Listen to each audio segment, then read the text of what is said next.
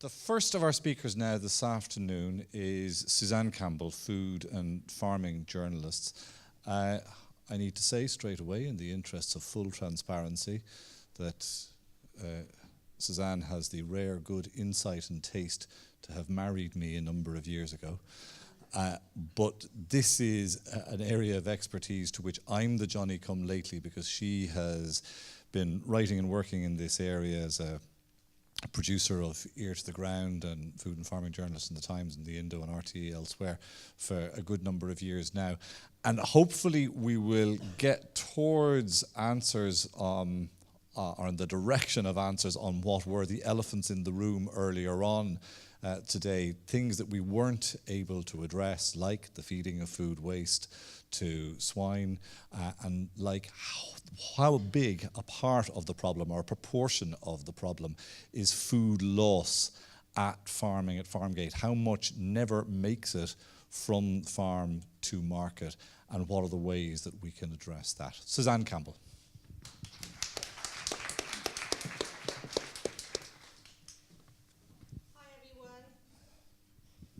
Thank you very much. I don't know if I'm talking on this mic or the other one, but I'll hitch it up anyway. I won't give you too much more background on myself. That's pretty much the story. I'm a food and farming writer and broadcaster. I write a little bit about food on the plate as well, but I really stick more to the food chain and food policy, which is becoming such a growing area now.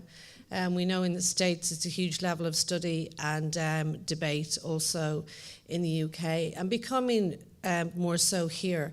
And one of those areas integral to that is food waste.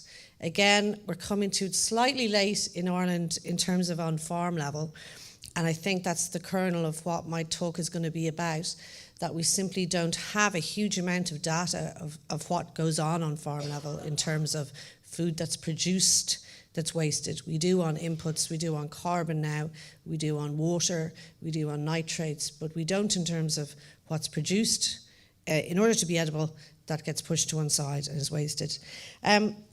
So I suppose in terms of my experience and my job, I spend a day or two a week on farms in Ireland, ranging from Donegal to Clonakilty to Wicklow, where I live.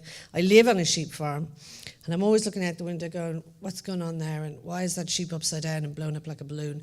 And all those regular questions. And the reality of farming is very much in your life if you live on a unit that is producing animals for sale. And you begin to see things a little bit differently, I suppose. If you're in the business of food, you know, what we're constantly told, and we're hit with this figure, is that global demand for food is going to be increased by 70% by 2050, while a steep increase in biomass use is also going to affect what we produce. And in terms of the EU, it's the source of 18% of the world's foods exports, 76 billion. But in the EU and elsewhere, agricultural waste is causing us huge problems, and it's also costing us a huge amount of money, reckoned between 55 and 99 euro per tonne.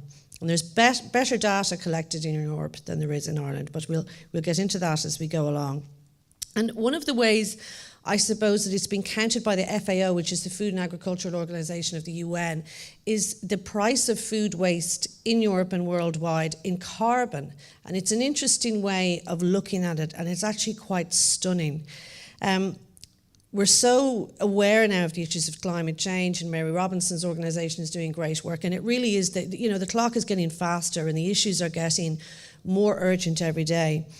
But food waste itself amounts to the equivalent of, well, if you look at China's food waste and America's food waste, in terms of gigatons of carbon, food waste is 3.3. So basically it ranks third in the world, next to the biggest greenhouse gas emitters after China and after USA. And that's something we don't think about enough. We think about it often in volume, and we think about it in euros or in sterling, but we don't really think about it in carbon. And there's a huge urgency there to do something about that problem. If you look at that overall carbon category, if you break it down, cereals at 34% account for the biggest share of food produced on farms that goes into loss and waste, followed by meat and vegetables at 21% each. But the interesting thing about meat, while it's wasted much less in the food chain, it's more an expensive product, we don't tend to waste it, it has a much bigger carbon footprint because it causes in excess of 1/5 of greenhouse gas emissions. So the main reasons for meat's very large carbon footprint lie in the very high levels of energy and resources it takes to actually grow animal protein. So again, we're in this position where while 1 in 8 human beings on Earth suffer from hunger, while 1/3 of all produced foodstuffs from farms are not consumed, and this uneaten food is the 3rd biggest producer of greenhouse gases worldwide. Now, why has this situation arisen? First of all, in a general sense, we talk about us as people and what we eat and our behaviour, and I'm sure a lot of this came up earlier, but I'm going to go into it in a little more depth, and I think a lot of it will resonate with all of us. If you follow food policy or food politics, you're probably familiar with Michael Pollan's assertion that, you know, our diets have changed more in the last 3 decades than in 10,000 years. We live now in an area of food fetishization, is what I call it. Everybody is a food reviewer, an Instagrammer, a photographer, typing little comments into, you know, restaurant reviews on menupages.ie. We're fussy eaters. We want strawberries in December, even though they don't grow in December, and asparagus in February, and seasonality has been lost in this race to just have what we want and cook what we want because we have the income to do that. We're very divorced from food. But let's face it, and everyone here in this room, I think, would admit, we're also very busy people. You know, I write about food and farming for a living, and I still waste food. Of the thousands and thousands of decisions I have to make every day about any range of things, you know, going from what I'll put in the kids' lunchbox or whether I should go to that Tesco garage or this Topaz garage, of those thousands and thousands and thousands of decisions that go through your day, food and using up food is often not a priority, and it simply isn't. You know, do I really need to spend 10 minutes thinking up something to use that kale in that's dying in the fridge? This sort of dilemma hits all of us at some point. But the problem is that making it easy to regularly overproduce food and to overshop and then throw it away should not be the case. And one of the reasons we overshop and we overproduce food, well, we overshop if we look at that behaviour first of all, is that food is really cheap.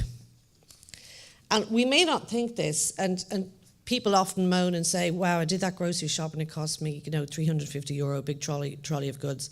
But in Ireland, we have one of the lowest food inflation rates in the world. And in fact, we've been bumping along the bottom for the past few years with almost deflation in supermarket food. And this has come about because extremely sharp practice among retailers has forced us into where you describe the trading environment at the moment as a value one. And in England, they're in a value one as well, but they're slightly coming out of the value one. And what that means is that prices are driven relentlessly down. Offers have made us accustomed to this value phase, which the market is in. But this value phase has much wider attitudinal and environmental factors. You know, if a pack of 6 lemons costs 59 cents, it doesn't matter a damn if we throw away 3, because that's such a small amount of money. It's a packet of chewing gum.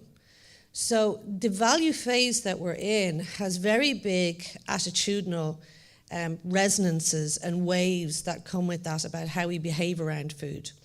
And cheap food is not just an Irish phenomenon. The economic crisis across Europe has squeezed costs down to where across Europe as well, food has never been priced as low. In the UK, food prices on average are about 10% of household income. 50, 60 years ago, they were 25 to 30%. A food buying decision was a very big one. Even 30 years ago in Ireland, it was a very big one. Now it's really quite a throwaway decision. Excuse me.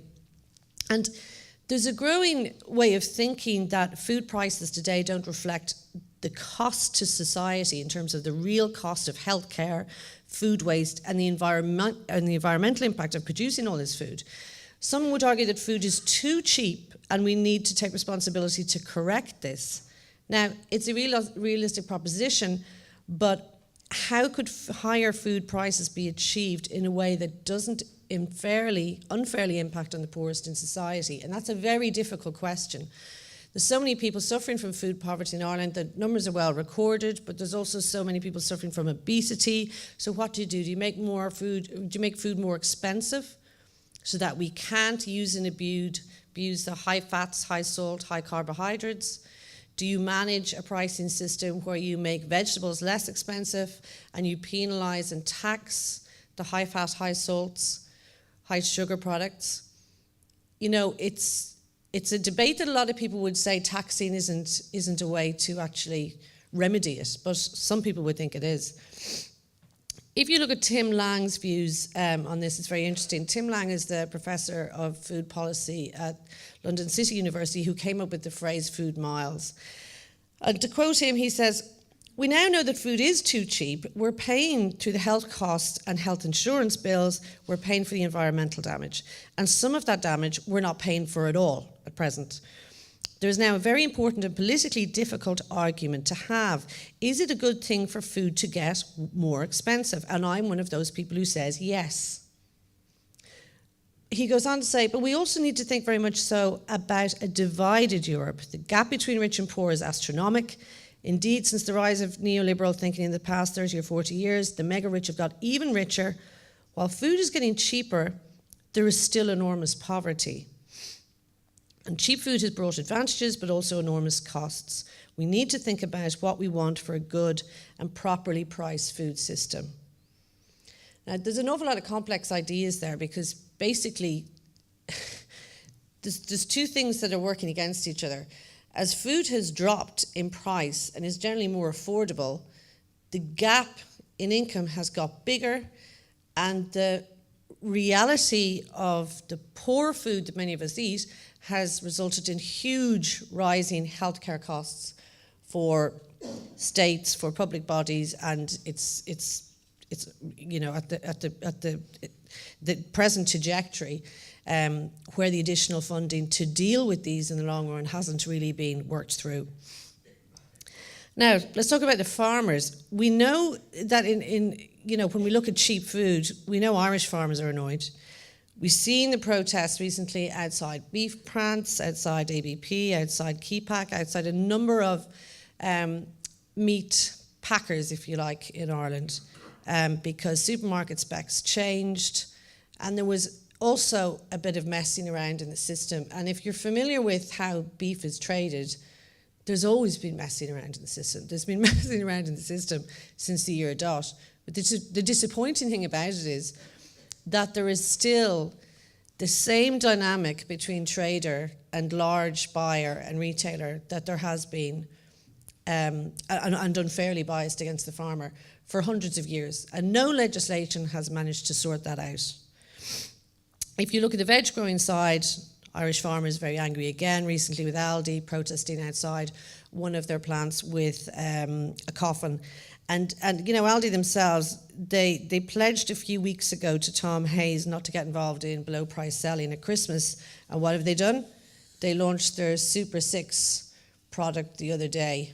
And I was on a farm on Tuesday that is supplying a little soup tray. You might see it in Aldi with, I think, a parsnip, a turnip, a couple of sticks of carrot, and I think it's retailing about 89 cents. And this is way below cost, clearly. Now, at the moment, what Aldi do and what the retailers have sort of pledged is that while this offer is going on, they pay the farmer the market price they were paying before the offer starts. But where the trouble began with this last year is that when the offer is pulled after Christmas, the retailers have got used to paying shifting volume at a certain price, and they go back to the farmers and they say, you need to come down for us to keep shifting your product. Not that we need to come down, you need to come down. So what's generally happened over the Christmas offers over the last 2 years is the price of vegetable comes down throughout the year. So when you see the Christmas trends and they say, well, we're paying a normal fair price for this, that's not really the reality if you take the mean price paid for hard vegetables across the year. Soft fruit is another whole thing we'll get into in a minute. So Irish farmers are angry. Food is getting cheap. There seems to be no way of pegging it back up again. Once they drive it down, it doesn't seem to climb back up again.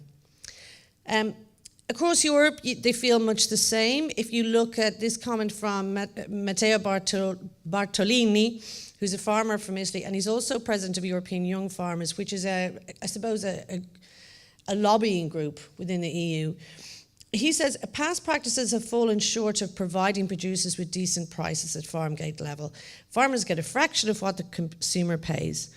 And the reason for high prices most of the time is to be found in the long food chains that we operate, not, as many people think, in EU regulation. Now we are seeing many farmers in particular who are young trying to shorten this chain and find innovative solutions to the lack of bargaining power that people are faced with. So what they're doing is direct selling, perhaps instead of supplying creamery milk, you're seeing estate milk, single estate milks where you bottle milk on your own farm, you make cheese, you become basically an artisan producer, which is a very, very difficult, hard road. There's a very high rate of attrition among small food companies, but a lot of farmers either think, I have to get value added to my product. I can't keep being a commodity producer or else I'm going to have to leave this business. I only milk 60 cows. They're telling me that if I go up to 400, I'll survive in 5 years' time, but I actually just want to milk 60. So there's huge dilemmas in scale, what people are providing in price at the moment and where they can go. But one thing we have to look at, again, in terms of food price, is that the value phase we're in now does not last forever. Nothing lasts forever in retail or in food. And if you look at Tesco's Annus Horribilis, because it really has, in fact, it's 2 years now of profit problems for them. And I know they were here earlier, but I'm talking in the wider chains as well and all the multiples. You know, there was a book a few years ago, Tescopoly, which told us that Tesco will rule the world. Tesco will own everything. They'll sell you your laptop, your television. They'll sell you your children's clothes. They'll sell you your car eventually. We will have no choice in the marketplace. And in fact, that has not come to pass at all. The hypermarché, the model of the large format out-of-town store, is in fact dying in Europe. It's not making money.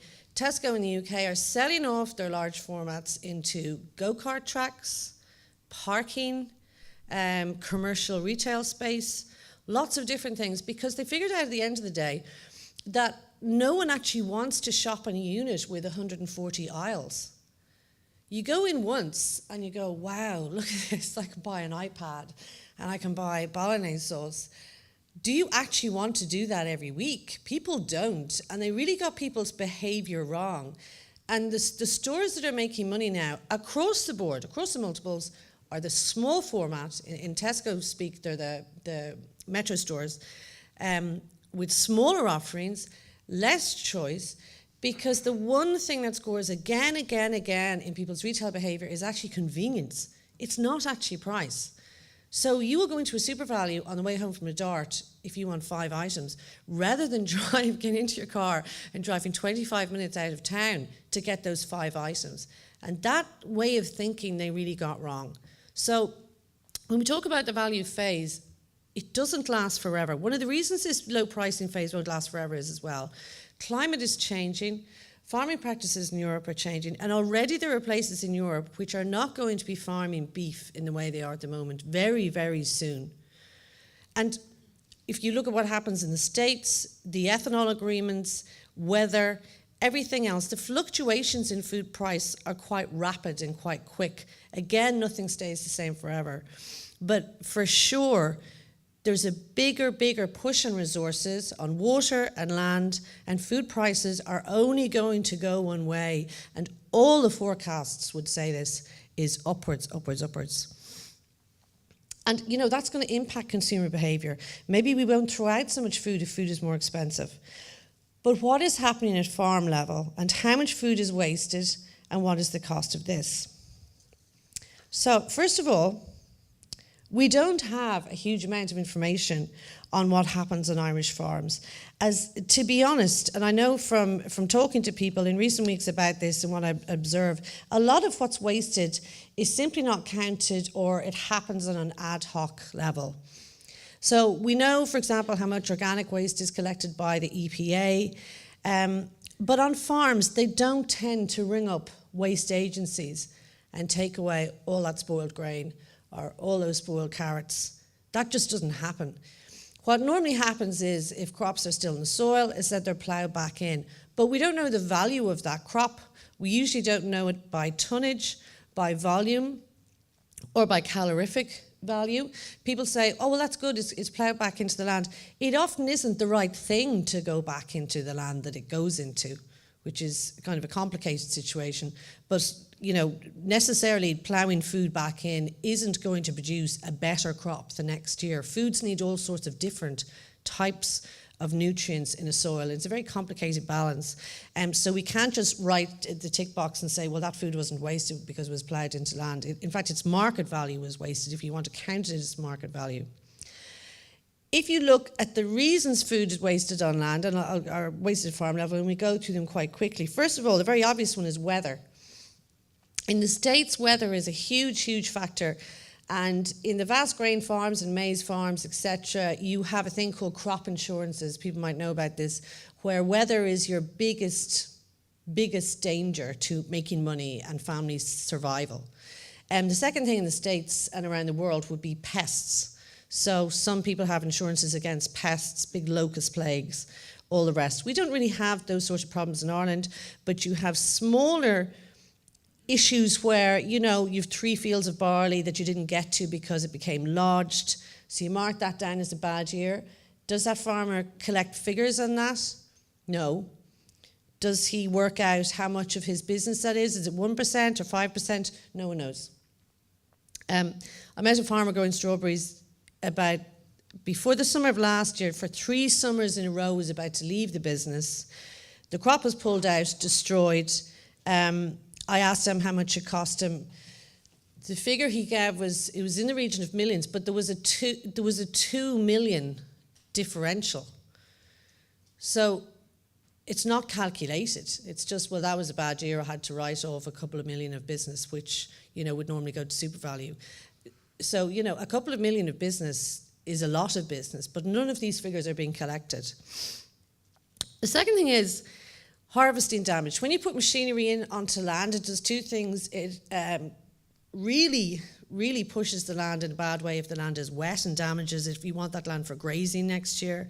But also the mechanization of harvesting, washing, sorting, chopping. And if you've ever been in a food packing unit, you'd see stuff flying everywhere. In the hard veg sector, about 10 to 20% doesn't leave the farm.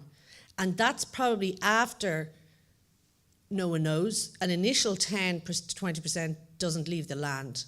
So you're up to potentially 40% by the time the item is packed and goes to Dunn's, for example.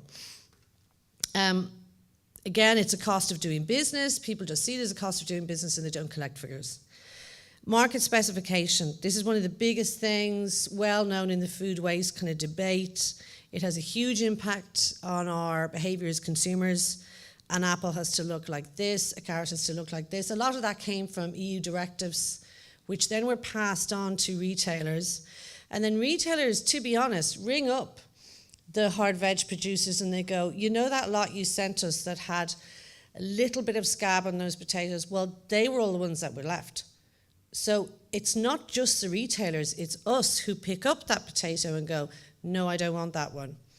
And it operates at all sorts of levels in the sector. The NFU recently said, which is the National Farmers Union in the UK, that there was a row about Gala apples because the retailers came together and said, if we look at the Gala apple as a product, which is the soft fruit, small one, it has to have 50% red colour. And as a result of this new specification over galas, 20% of the crop was left in the field and in fact destroyed, because when they looked at sending it for juicing, the transport and issues around juicing, which is another whole story, didn't make money for the gala producers, so 20% of the gala production in the UK was lost last year. Now, you know, a number of people and writers and everyone around this area would say that cosmetic standards for fruit and vegetable are indefensible. And they highlight that massive percentage, as I said, it's up to probably 40 by the time food goes into a retailer, that something has to be done about this. There is constant lobbying on it, but again, EU has loosened some directives on some veg, but the retailers would say, listen, it's you guys that are driving this. It's you that won't take this stuff home. And if you look at one crop, if we take one case study of potatoes, we have very good figures from the UK on basically potatoes being the number one victim of our peccadillo about food. And over 800 million pounds sterling of potatoes are wasted annually in the UK. And this is also borne out globally. The FAO estimates that roots and tubers and other starches are wasted at 3 times the rate of meat. That's understandable, it's a lot cheaper. It's especially bad in the Americas, where 60% of all roots and tubers grown get tossed in the bin. Fast food restaurants, you bring it a step onwards into cooking, regularly get rid of fries that sit around for less than 10 minutes. Pests and disease destroy some potatoes before they leave the farm. Some are lost during transport and storage, and a huge amount, 1 million annual tonnes in Europe alone, are lost in processing. Even though every part of the tuber is edible, industrial production culls most of the spud's best parts. And in the industry itself, in the processing industry, the chipping, the packaging, most of the players would say that about 50% of the tuber is lost. We'll talk about potatoes in a minute because there is a little bit of a solution there. And the last reason number 4, oh no, it's not the last one, it's reason number 4 out of 5, that food is wasted on farm is insecurity of contracts. People might be familiar with this. If I'm a grower and I have a contract with Lidl, that contract normally is maybe a 6-month contract or a year contract. There is a huge amount of instability in agricultural contracts, and buyers frequently walk away. They walk away if they get a better price elsewhere. They walk away if something is not up to standards. We filmed for What's Ireland Eating a carrot grower who had to plough several acres of carrots, several hectares of carrots back into the ground because a well-known retailer turned their back at the last moment and got them cheaper elsewhere. Did he count the cost of that? Was it publicised? No, because none of them will go on the record. A plum grower I know who pulled out an orchard that was there since his grandfather's time because he simply could not take the messing around with a well-known Irish retailer who used to send back boxes. He'd send them 60 boxes, and they'd send back the whole 60 boxes because there was one that wasn't up to spec. And that happens in soft fruit an awful lot. It happens in tomatoes in Ireland an awful lot. And generally farmers are really terrified to talk about this. I went forward to the Oireachtas Committee on Agriculture as a witness for farmers when the current legislation was being designed on Consumer and Competition Act. And everybody there from the farm unions and myself had basically the same story, that people are afraid to go on the record because they think, well, you know, if I tick them off now, they'll never buy off me again. So if they turn away one season and you have to lose, 10 hectares of something, you just take that on the chin. But again, the numbers aren't recorded. Okay. And something that, is quite important is the difficulties of feeding food waste at farm level to other animals. And this is a big thing that comes up again and again. We all remember the lovely days of pigs getting the school bin swill and the hotel bin swill, if you ever worked in a hotel. That's obviously gone. There is legislation on, I think they call it, I think it's level 1 food waste, where you can feed certain confectionery and you can feed certain baked goods to pigs. But basically, what happens is, if you look at the Department of Agriculture's strictures on this, their view is that food waste carries diseases such as foot and mouth and swine fever. Feeding waste to pigs is the most likely route by which foot and mouth or classical swine fever could enter the island of Ireland. Feeding food waste to pigs was one of the causes of the 2001 foot and mouth outbreak in the UK. And all of that is correct, I have to say. Feeding animal product to bovines was the beginning, and it still is alive, Brian, the beginning of the whole BSE crisis, which is an absolutely horrific disease. So we got an awful lot of things wrong. And now, if you were to approach commercial pig growers, pig producers with small quantities of goods, they would probably turn them away. And the reason they would turn them away is, number one, they have to come through a licensed dealer. And number two, they probably don't want to take the risk. If we remember the dioxin crisis of a couple of years ago, that was actually food muffins being treated by a licensed food waste converter into animal feed, if you loosely like to call it that. And that went wrong. So on a casual, people often say, well, why can't pig growers just accept food that's been gleaned from farms or taken from supermarkets?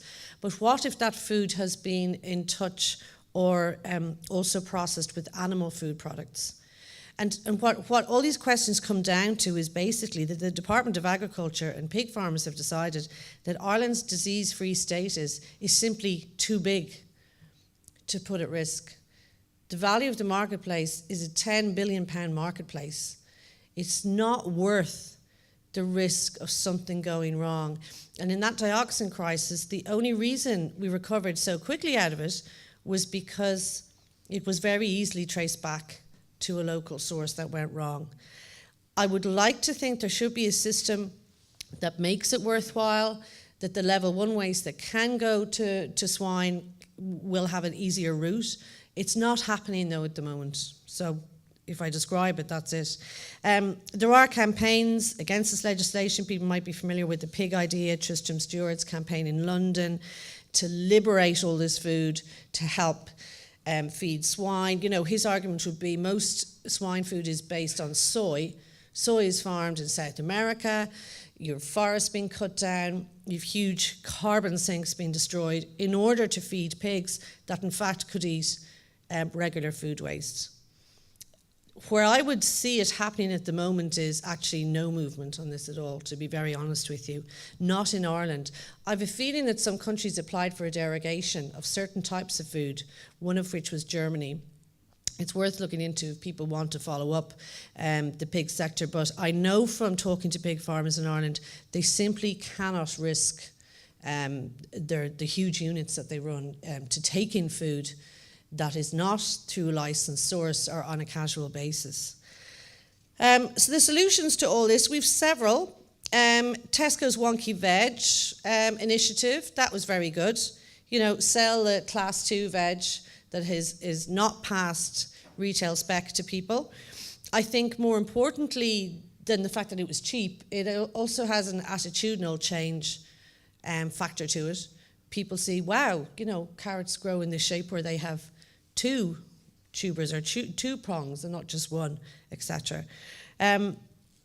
Food distribution NGOs in Ireland, and we're going to probably hear from them later, like Food Cloud, Voice, BIA, you know, groups taking food from the chain that can be distributed to, you know, people with less income or to other kind of sources where it will be used well. Best practice on farms. I visited one recently, Meads Potatoes. It's probably quite well known if you follow these issues up above Slane. They stream food to Crosscare, to other agencies. Below grade foodstuffs go to animals. And really, they have now a 0 waste unit. And this is a fairly big farm, by the way. This place is employing 240 people. It's not just a farm, it has 2 big manufacturing plants where they are importing everything from cucumbers to melons to grapes, unlabeled, from all around the world. They're repacking them for Irish retailers, and they're growing their own potato and their own beef operation. And their low-grade potatoes go to beef. And now what they're getting into is they're saying they're taking their mid-grade potatoes and they are going for chipping, because, as I said earlier, poor potatoes are one of the biggest victims of the particular chain we have at the moment. There's also schemes like the Live Well for Life programme funded by the EU and the World Wildlife Fund, which works with European stakeholders on the carbon value of food. And it's presenting this idea where we make a plate for each country. We say, this is what you really should be eating, in terms kind of loosely along the lines of the food pyramid, but more based on what's appropriately grown near you and what can provide those nutrients. So it's a really nice idea. And also in DIT, the School of Food Science and Environmental Health, they're doing some really, really good work, which I would really love to bring to people's attention, on solutions to food waste at farm level in Ireland. And what they're doing is they're looking at adding value to food waste, that instead of throwing it out, converting it into actual other foods that we pay money for. One example is brewers' spent grain. A lot of this, 85% of this, goes into cattle. And the problem is it's safe for human consumption, but it's not really being treated in a way that makes it safe or kind of commercially viable. Also, chittens from mushroom waste, 55,000 tonnes of mushrooms are produced in Ireland every year. The waste percent goes between 10 and 20%, but actually chittens, this part of the mushroom that is frequently thrown out if the mushroom is damaged, is brilliant for dietary fibre in baked goods, paper and textile industry, cosmetics and biomedical industry. Potato peels is a really good one that can go into probiotic vegetables. Whey, a byproduct of cheese. We know that whey has a huge life of its own in the sport nutrition industry, but they're looking at using whey to keep cut vegetables fresh, canned vegetables fresh. All this work is going on in DIT, so it's pretty good. And there's a Noshan project across Europe, which is bringing a lot of on-farm food waste issues forward into using and treating it in different ways. Particularly these foods or food waste used to be treated with solvents to turn them into something else. And because we've sort of gone against solvents for loads of reasons, they're now looking at using enzymes to extract things out of potato peels, spent grains, old carrots, etc., to turn them into both human functional foods and also high value animal food. So there is a lot of work going on in the sector. In conclusion, there's a lot of positive strategies happening, but my main observations from a farm perspective, and this would be really borne out by people's evidence, is that there is not enough data on farms about what is wasted. If you look at Origin Green, I think they spoke earlier, they have huge amounts of collecting on inputs, outputs, CO2s, etc. But what they don't track is what's not harvested, ploughed back in, or sent on an ad hoc basis to a neighbour or a friend to be converted into something else, or just thrown aside. And I think without data, and Origin Green would agree with this, you really can't go anywhere. You really can't put a policy forward on what is an appropriate figure, or how much comes out of this sector, this, and what deserves research. If there's a very small amount of food waste, why put research programs into one particular stream? Take the largest ones, like potatoes, and develop research programs on the largest streams. But again, without data, we don't really know what we're doing. So in conclusion, and to finish off, I'd just like to say there's huge potential there, and all we need is more information. Thank you.